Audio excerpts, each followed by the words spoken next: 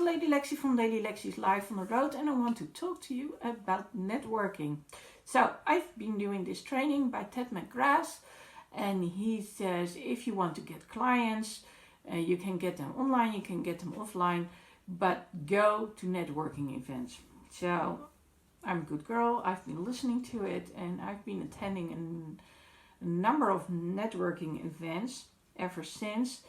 And this one was actually kind of funny because I went to this training, which was 2 days, and both days I got to talk to the two guest speakers, or better said, the first day I got to speak to both guest speakers. I didn't know they were, and so I usually have a way of approaching people very openly.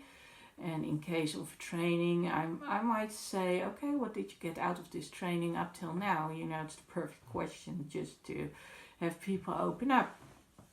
So it was kind of funny because when Roy Martina, who gave the training, introduced the first guest speaker, he said, I have no clue what he's doing. I think he's... And I knew because we had been talking about it. And actually one of the topics which we discussed is what I created this video about yesterday, which is about what if we think we know the answer about what the other one needs and the other one isn't there yet. So you might want to check it out. I'll post the link below the video. And the other person, that was a different story. I did something I really like to do, and I guess it's my specialty. So when we talk about unique selling points, I'm a coach who likes a combination of using audio and video, but I also use certain tactics to make people feel like they're already at some moment, either at some moment in the future. So it could be about, well, usually it's about feeling good, but it could be about feeling good because of a certain accomplishment and then realizing what life would be like.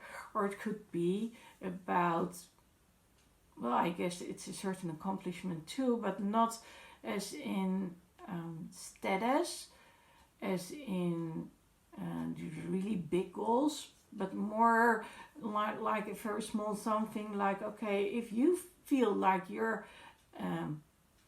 at your best at that moment, in that moment, then what would that change? And we concluded that if this person feels like he's on top of everything and he can do it all, then it will uplift his family and his friends and, well, his environment basically, and they will lift him up in turn because they feel inspired and they feel good.